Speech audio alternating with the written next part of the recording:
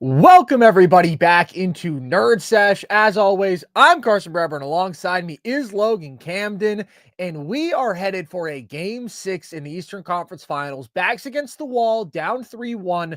The Knicks came up with a big win on their home court to stay alive against the Pacers. This was a wire-to-wire victory controlled by New York. Indiana never led in this basketball game, Logan.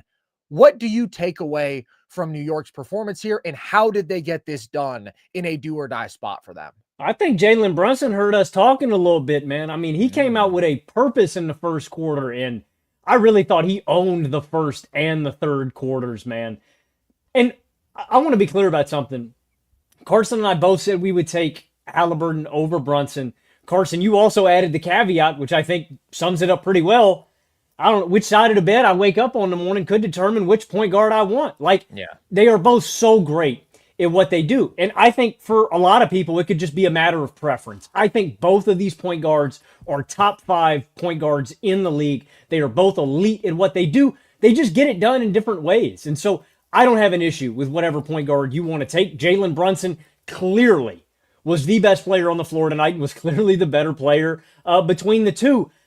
He is a special scorer of the basketball, man. And specifically, Jalen Brunson's skill set is one of the most scalable to the playoffs in all of the NBA because of how he gets it done. Getting into that intermediate range, killing you from the short mid-range with that back-to-basket post-game. It's a lot predicated on strength, change of pace, and just craftiness. Brunson's a monster. And then when he gets the three ball going like he does and the pull-up jumper going like he does tonight, he's one of the hardest guys to guard in isolation in all of basketball. He is a special, special talent there. And so I just wanted to set the table there. He outplays Haliburton clearly tonight. I'm going to chastise Hallie later in the show. He definitely deserves it. I'm pretty disappointed with the performance we got out of him, but I thought it was Brunson. I thought Cat came up big in this series. I said when we were previewing this series, Carson, that I thought that Karl-Anthony Towns was the X factor. The Pacers don't have a guy they can stick on him.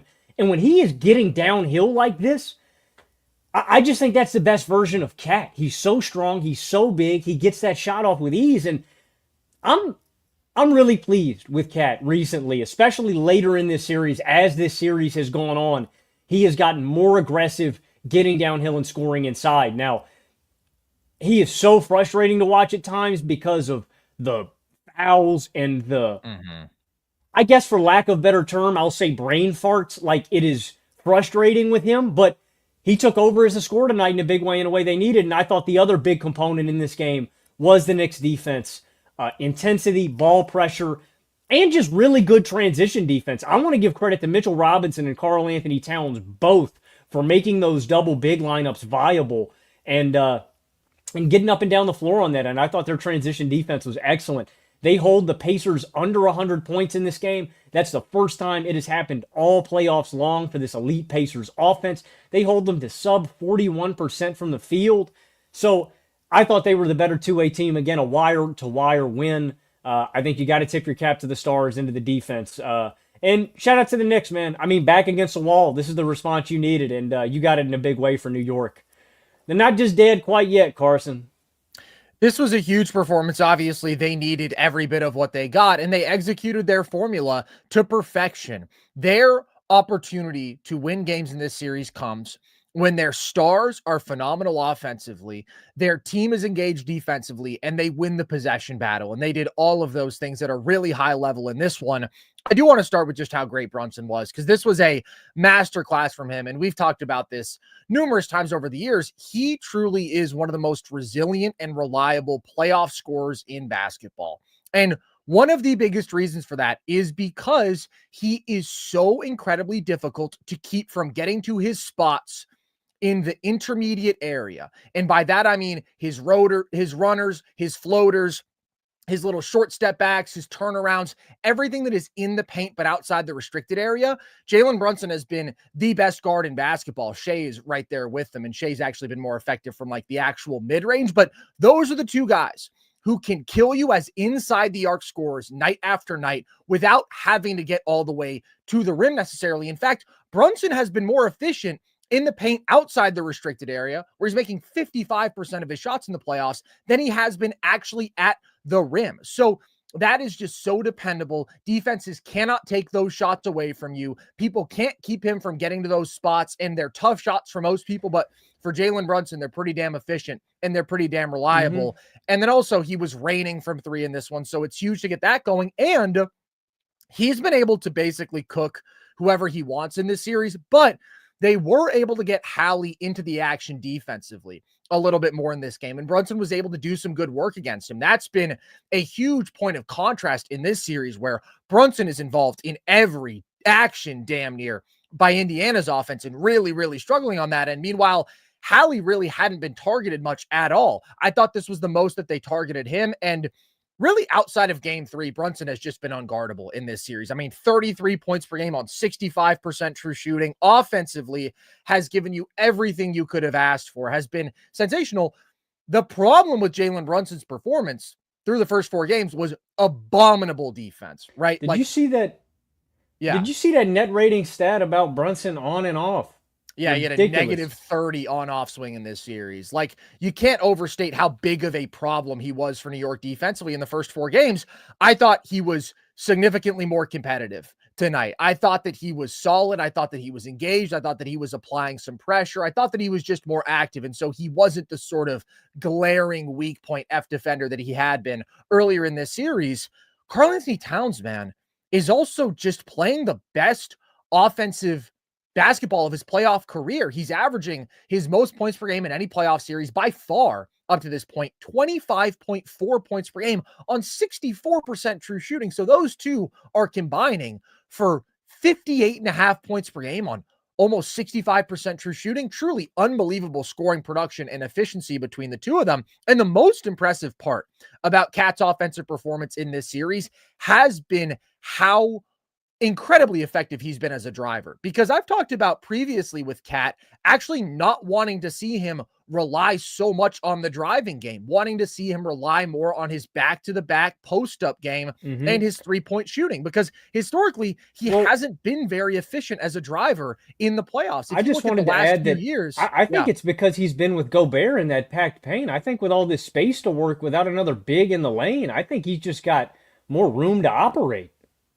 I think that absolutely helps, but also if you look at the 2022 playoffs, if you look even at a couple of the series earlier in these playoffs, like Cat has had some of the same issues as a driver, where he can be out of control, where he can be a little bit questionable with the handles and commit some offensive fouls. But I actually think him being matched up primarily with another true center who he is just clearly quicker than and is able to dust out in space over and over again has been the most advantageous matchup for him as a driver that he's had. But his driving efficiency in this postseason compared to the last few years, like, it's in a different stratosphere, dude. He's averaging more than 1.2 points per drive. That is an elite number in these playoffs. Last few years, he was always hovering between like 0.9 and 1 points per drive, which is a much more mediocre number.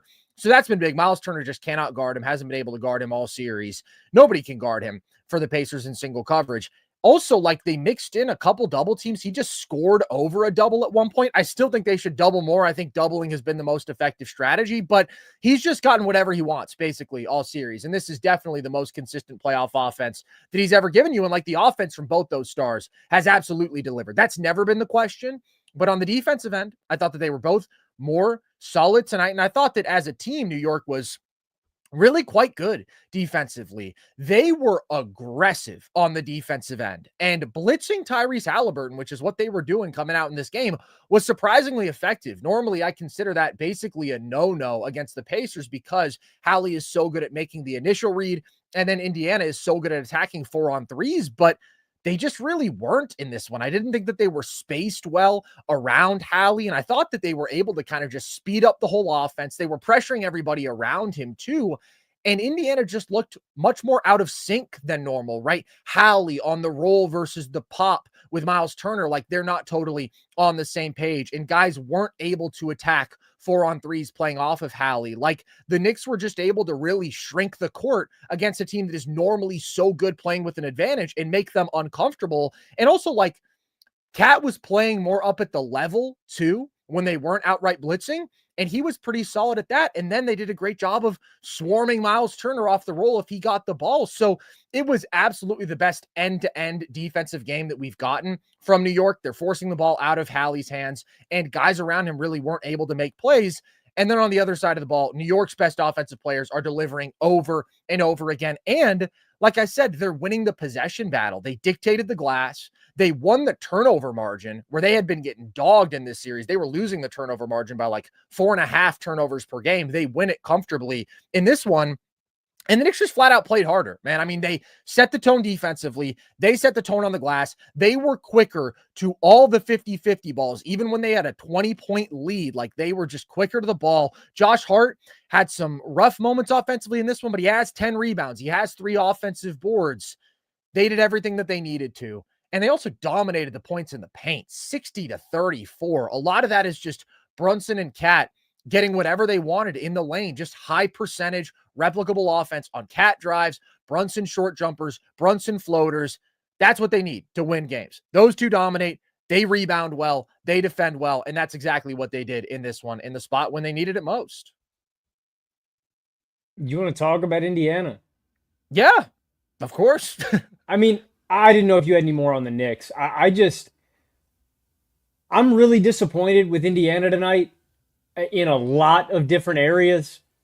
I think the big one for me is Tyrese Haliburton.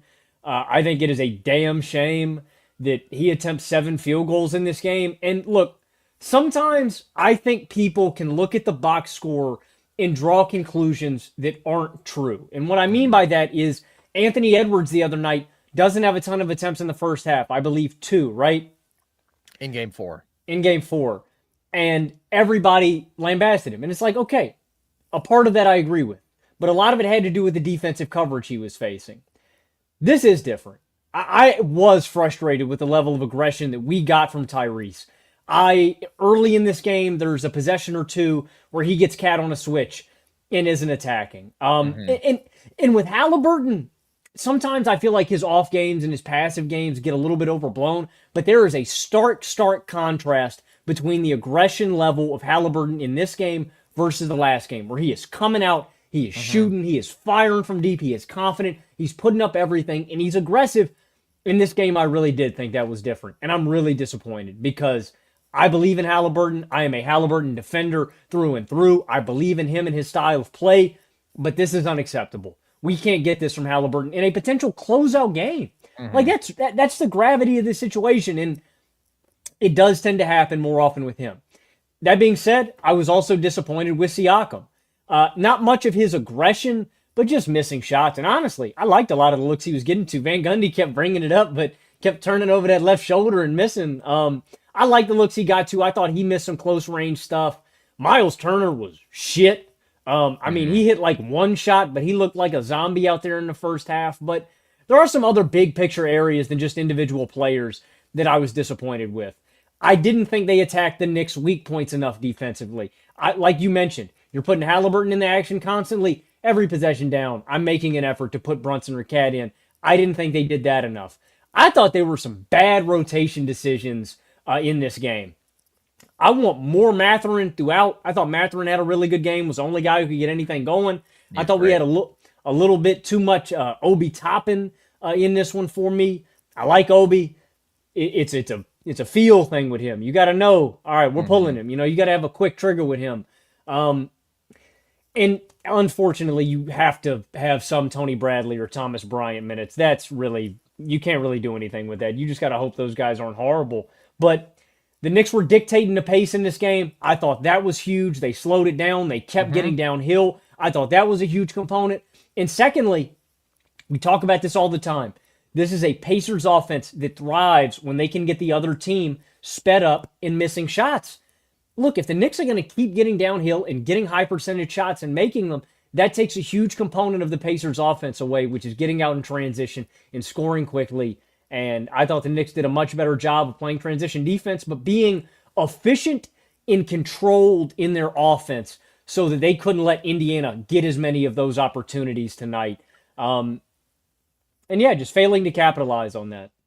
I thought that what New York did defensively in the half court was much more significant because actually Indiana scored their most transition points in any game in these playoffs today. They had 31. That's basically all they had going, right? It was Siakam leak outs. It was Mathurin getting downhill in transition, and they were extremely efficient there. The difference is Indiana scores 0.74 points per possession in the half court. Last game, that was 1.19 in their games 1 and 2 wins. That number is easily clearing a point per possession.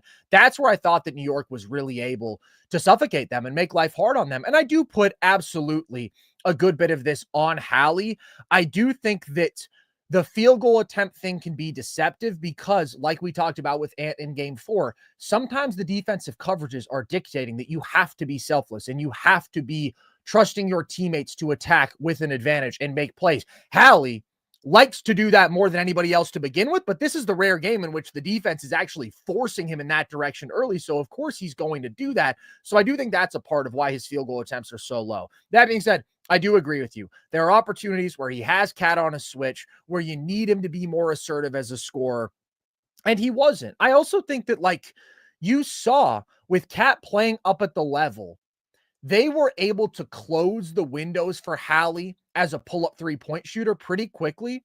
And if he doesn't have a decent size window, like because of his release, he's not going to be able to get that shot up as quickly as other elite guards. And so there were a number of spots where like he kind of hesitates there and then he picks up his dribble and like the possession just sort of stagnates. He can't afford that split second. It makes all the difference with Hallie's jumper. Absolutely. And I just think that he doesn't trust the window that he's seeing to begin with. So there's no question, like, he has to be more aggressive. And I thought that Reggie said it well on the broadcast. Like, obviously, Hallie doesn't have to shoot every time, right? But he has to be creating offense for you basically every possession down, which is normally what he does. And the box score doesn't always reflect how impactful he is. It usually doesn't, actually. But when he comes back in, like that final shift, when he comes back with 7.5 minutes or whatever, and the first couple possessions are not running through Hallie, he's swinging to Jarris Walker so he can throw away an entry pass trying to get it to Miles Turner. It's just like there are moments where you need to seize control of the game. And I think overall in these playoffs, Hallie's had a pretty good feel for those sort of moments. Closeout games, he's been dominant. In clutch moments, he's been dominant. This was a game where I didn't think that he had that feel, and I didn't think that he was able to take things up a notch when they needed him to. And it ended up being the worst kind of Hallie game where he is overly passive and just isn't as impactful as he could be. That being said, I thought all the guys around him were really bad offensively in the half court too. I thought that the shooting was bad. I thought the decision-making was really, really bad. I mean, his teammates have 20 turnovers in this game, and Hallie doesn't turn it over once. So everybody else was very sped up. Miles Turner was really bad. Aaron Nesmith couldn't make a shot. Andrew Nembhard, the last 3 games, has just been terrible, like really uncharacteristically bad. And I don't really mind the shots that he's getting to. He's just not making anything. So offensively, it was absolutely a letdown from them. Also a really good performance from the Knicks. I was also just disappointed by Indiana's intensity in this game. There have been 2 spots in this series where they've basically had an opportunity to close the door, and instead they've let up. And that's coincided with the Knicks finding that fire and bringing their best. And those 2 stretches were in the second half of game 3 and tonight. Like, from the opening minutes, it was just clear that, not to be cliche, New York wanted this one more. They were playing with more urgency. They were playing with more force. And that's how you go out there and you win a basketball game with your backs against the wall. And I didn't think that the Pacers met them at that level whatsoever in this one. I mean, they got it close in the third quarter and a little bit in the fourth. But, I mean, I agree with you fundamentally. It didn't look like they had the juice necessary all game. Every little run, it was like a Brunson shot would close the door, or a Cat shot would close the door, or multiple offensive rebounds on one possession. Like, there was just always something demoralizing for them as they were making a little bit of a run. Like, they get it down to 10, right? And then the Knicks go on a 12-0 run. That was kind of the theme of the game with Indiana whenever they would have a little mini comeback. I do think they've got to figure out some of these rotation things. Like, honestly, I don't care how much Aaron Nesmith is missing. I'm giving him burn. I'm dead ass. Nesmith he can shoot as bad as he wants. I think they need him defensively. Well, but you're saying that you want Mathurin to play too. I mean, they were basically going with Mathurin over Nesmith. I guess you get some Ben Shepherd over Nesmith minutes too. But Ben Shepherd, I don't mind that. I would much rather play I was mad they hadn't put Mathurin in earlier, and he obviously got going when they did, but I thought I was sitting there in the early second quarter going, I'm putting him in, man. Y'all need life, and he really does bring some pop. They were +8 in his minutes, man. I mean, that's And remarkable. I'm You lose this game by 17. He plays 25 minutes. So they're -25 in the 23 minutes without him. That's crazy. I'm definitely I would give him more burn than Nemhard and Shepard. I would roll with Neesmith and Mathurin as my More primary than wings. Nemhard, really?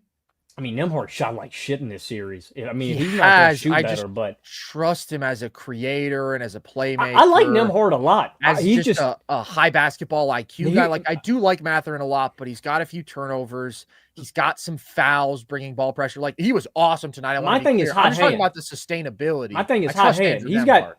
I trust Nemhard too, but the hot hand says Mathurin's got two back-to-back big games. I'm riding that.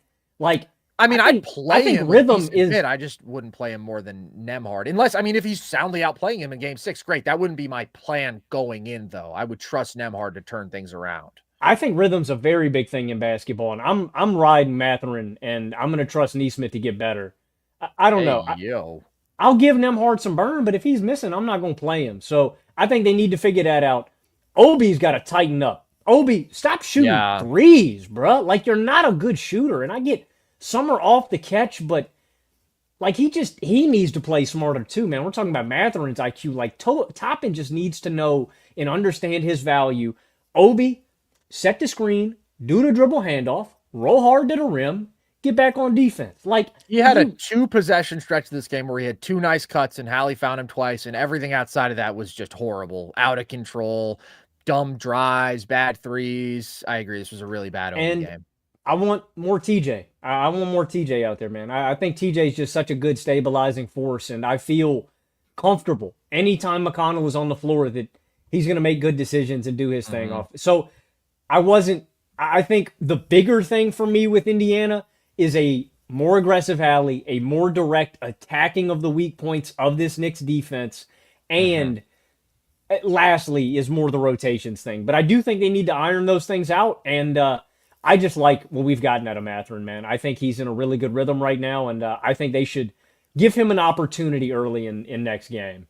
Huge turnaround from the first 3 games of the series. Like, he really has been great in the last 2. Also, I got to say, man, I liked the Jarris Walker minutes. Like, there's a little bit of hesitation Me too, from him bro. offensively, 2 turnovers, but he knocks down 2 threes. So versatile and switchable defensively. He made some really good plays there. I've always liked Jarris as a prospect, man, and his two-way ability. I had hoped at this point in his career we had seen him get a bigger opportunity, but he's on a really good team, and I think his skill set. I'd maybe give him a little trial run out there, man. Maybe you give some small ball looks or something like that. I did like Jarris' minutes. The small ball idea does interest me because I don't know what the deal is going to be with Tony Bradley with this hip thing. If he can't come back, I'm not super high on the Thomas Bryant minutes. It does depend on the Knicks personnel, but I wouldn't be opposed to like seeing what Jarris Walker can do with Cat, man. And you're bringing doubles. Like, I don't know. He's a good defender, dude. And he's a smart defender too. Good hands, athletic, strong. He's stronger and he's quicker than Miles Turner. And he's stronger and he's quicker than the backup center. So that is interesting to me, maybe as an option. Well, and especially because of his archetype, you look at the other guys that they've got in their slimmer guards, because they're going with a lot of Shepard. They're going with Mathurin. Like, Walker's an actual, he's an actual forward. I've always liked Jarris, and I really liked his minutes tonight too. Miles Turner, just terrible today. Logan, I hey, look, bro, don't say his name. Don't say his name. I truly just can't believe my this was actually the worst take I've ever heard. It's just the worst take I've ever heard. You While say we're his shouting name, out I see a rotation, picture, guys, man. It's like a bull seeing red. I know. I understand. I do want to shout out Landry Shamet and DeLon Wright, man. I mean, when they first came in, I said, Tibbs, what are we doing? And those guys have actually provided some quality minutes. I mean, they've both been super engaged defensively. Landry Shamet has made some shots. Certainly a hell of a lot better than Campaign. I didn't want Campaign to play to begin with, but those guys have provided a bit of a spark. And again, that ball pressure defensively, like, that's what set the tone for this game. And they were a part of that. I thought in the first half, like, they were both playing better defensively than Mikal Bridges. I thought that Mikal was the one guy who Shout out wasn't being Deuce quite too. as aggressive. I like Deuce minutes too. Yeah. I mean, Deuce has been really good this entire series. He's just kind of a baller. What's your feeling for game 6, Logan? What's your prediction? I think the Pacers tighten up. I think they finish this thing off. Everything that could have gone right for the Knicks went right in this game. I thought the Pacers came out flat and discombobulated. I think if they execute their game plan, they have real advantages where they can, just punish the Knicks more consistently offensively. So I'm not saying the Knicks are going to go down without a fight, but I think it's more likely that they go with Cat and Brunson, that maybe Cat and Brunson aren't as great as they were today. And I think Haliburton's going to be better, man. I think Haliburton's going to be a lot better. 7 field goals, lazy, I'm disappointed. I expect more out of the Pacers, and I think it's going to be a close game. Don't get me wrong. I think the Knicks are going to bring it, but I think the Pacers win a tight one and head to the NBA Finals. I'm pretty confident the Pacers will win game 6. I think that a lot of this game was about New York being the team that sets the tone, that plays with more force, that plays with more energy. I don't think that that remains the case in game 6. I think we've seen for the most part, actually, Indiana has been able to be the team who dictates the pace, who brings that consistent energy for 48 minutes outside of, again, a couple of letdown spots. I just continue to think that Indiana's game-to-game formula is more replicable. I know that I've said that 1,000 times, but it's true. New York's defense has been good for a game and a half of this series, and they deserve absolute credit for that. That's the reason that they're still in this series, but they've been food for 3.5 games defensively. I just can't bank on them being successful or even competent on that side of the ball night after night in this matchup. I don't know what you're getting from Brunson defensively. I don't know what you're getting from Towns. I'm pessimistic about both of those guys defensively. And I think you've seen that. I mean, outside of this game, it was really difficult for them to win the minutes with both of those guys on the floor because they were just getting attacked so relentlessly defensively. So there's a lot that I trust to improve from Indiana's offense. I don't expect New York's defense to be quite as impressive, but I also think that, like you said, they can do a better job even of attacking the defensive weak points. I think that Indiana will absolutely play better off of New York blitzing Hallie if they try that again. I think that they will do a better job just overall of capitalizing on these 4-on-3s, man. That's something that they're normally so good at. And they were just out of sorts in this one, and really nothing was going right. But I think they established the pace. I think their best players play better to start with. I think that their shooters play better. I think they have a better offensive approach. I kind of think that everything improves for them. And like you said, this is New York's ceiling. This was them and this is every box floor. Outside of Oh, absolutely. Absolutely. And listen, it was a convincing Knicks win. So that's not to downplay what New York did. That's just kind of the reality. Indiana has been the more consistent team throughout this series. I trust their ability to generate a high shot quality. And there's always so much on Brunson and Cat's shoulders offensively for the Knicks. And they've mostly been able to carry that. But can they carry it at this level while New York is defending capably, while Indiana stars are struggling like they were in this one? It's just a much longer path for them. It's always been a much longer path for them in this series. And you trust Indiana's depth more in their bench contributors. And they're going to be at home. There's just a number of advantages that make me think they're going to take care of business. This really isn't a surprising spot for New York to be the team that is playing with more urgency and that comes out and wins. Their season is on the line. And even though you'd like to see Indiana come out and play like killers, they didn't really bring that intensity. But that happens sometimes. Teams will let you down in a letdown spot. That's why it's called a letdown spot. Last thing I wanted to mention is kind of interrelated with that, and that's just that the Pacers are going to be back at home, but more importantly, the ball has been put in their court. The pressure was on the Knicks in this game. Now the Knicks have put the pressure back on the Pacers. Sure. I think the Pacers are going to respond because, like Reggie said, that's their game 7. You don't want to have to be put in that spot where it's 50-50, up in the air. So I do think the Pacers are going to bring the fight in game 6. Yeah. I would say it's their game 6, but a game 6 at home is a big deal. But they're going to treat it exactly. They're going to treat it. They should come out with more fight than this. This was a game, like you said, man, where you can expect maybe they took their foot off the gas a little bit. We do have one chat from No Laughing Matter. What do you think of Brunson -11 on +18 off? So that's the number we mentioned coming into today, Logan. What are your I mean, thoughts? I think it speaks to the fact that that's how bad he is defensively and how much of a liability he is on that end. And that's what we've been talking about. The Pacers should do a Mhm. much better job of exploiting those weak Well, points. they've done a pretty great job. Yeah, I was tonight's just saying, I was but just saying in first this four game games. specifically, but think about the alternatives that you can go with if Brunson's not out there. You can go Deuce McBride, right? He's a much better defender. A lot of the other guys that you can turn to, Brunson, unfortunately, as much as I love him and as great as an offensive player he is, he's one of the worst defensive players in basketball just because of his size limitations. It doesn't matter how great Brunson is effort wise, he brings it. Brunson fights a lot. He's working with Sometimes. sometimes he's just working with physical limitations that are really hard to overcome, and that's what I think it speaks to. Also, I mean, it is kind of ridiculous how great they've been without him on the floor, though. It is staggering. Like that's a ridiculous on off.